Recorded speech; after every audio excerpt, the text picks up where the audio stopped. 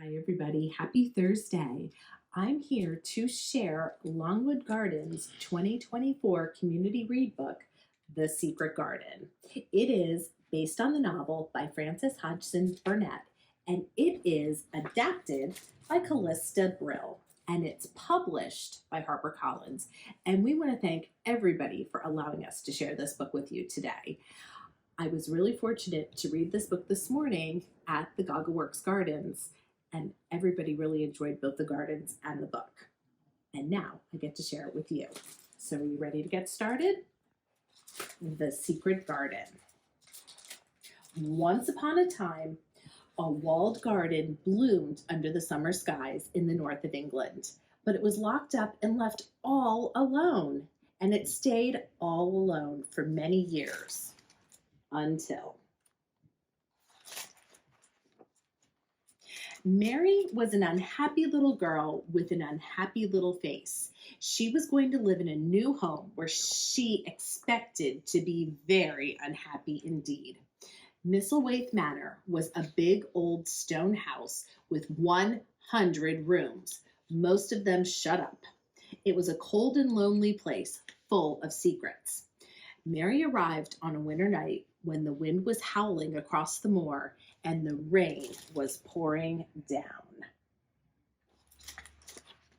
In the morning, Mary woke up alone. The house was silent around her. Check out this room. It's a really big room, isn't it? At first, Mary hated Misselthwaite Manor. She hated the cold, echoing hallways. She hated the barren, scrubby moor. She even hated the nice hot breakfast that Martha, the maid, brought to her room. She gets breakfast delivered to her room. One morning, Mary took her skipping rope and went out to explore.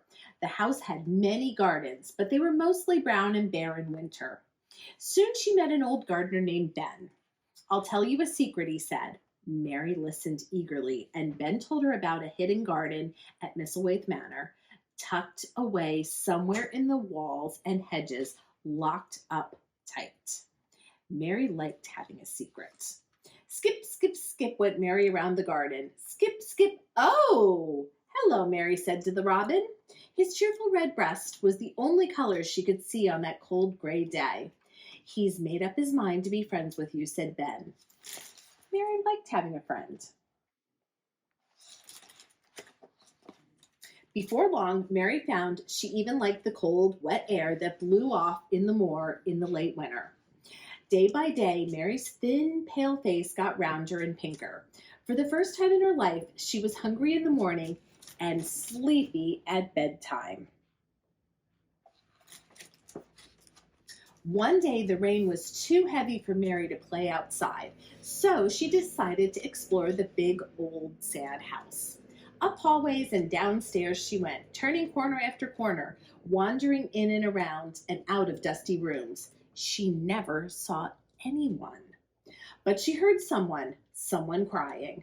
"Who was that?" Mary asked Martha that night. "Just your imagination," Martha replied. Does anyone remember how many rooms it said there were in here? At the beginning of the book, it said there was 100 rooms. That's a lot of exploring. The days grew longer and brighter as winter started to fade. Mary found that she could now skip all the way around the gardens without stopping even once. 98, 99, 100, Mary counted as she skipped. She rested by a wall covered in ivy, and she thought about the secret garden locked up and left all alone. "Chirp!" cried the robin, pecking at the dirt. Something gleamed and glittered. A key. Do you think it's a key for the garden?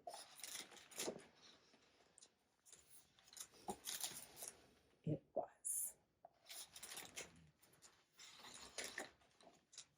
The garden had been alone for a long time.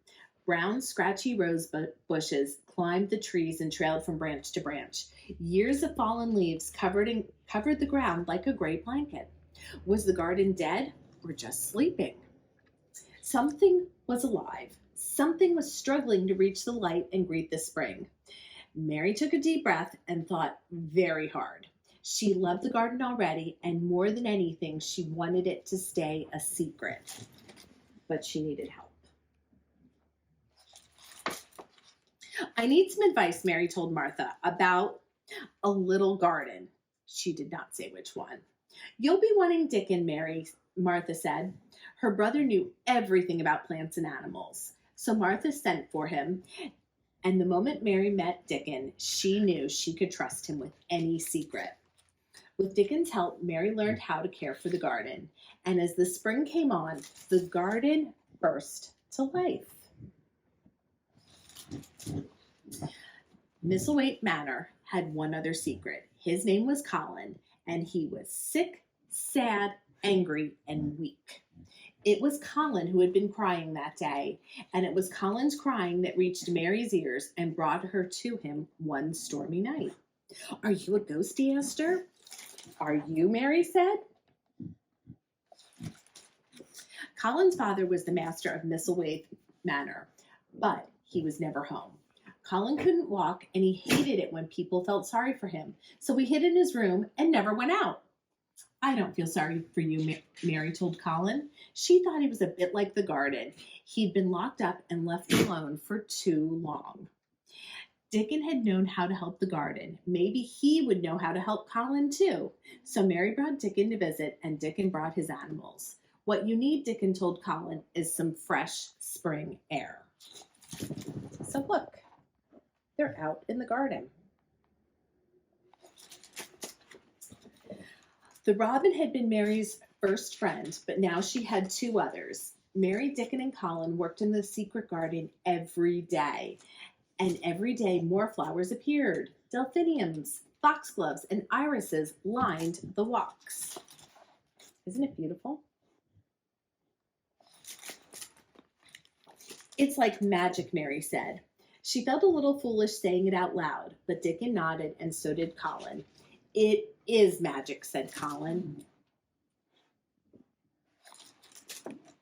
Day by day, the magic of the garden and the spring air and the bird song and the work of digging and watering made Colin strong and cheerful. It made Mary happy just looking at him. And on the day that the roses finally burst into bloom, Colin walked. The end. And I do want to point out, look at these amazing end pages. Aren't they beautiful? So you definitely want to come in and check out this book. And if you do, you can enter a raffle to win a family pass to Longwood Gardens. We have 2 left, and we want to make sure that somebody who gets to read this story or heard this story gets a chance to win them. I will be back on Tuesday with another brand new book to share. So until then, everybody have a great weekend. Come in and check out this book or check out the novel, and I'll see you back here soon. Bye for now.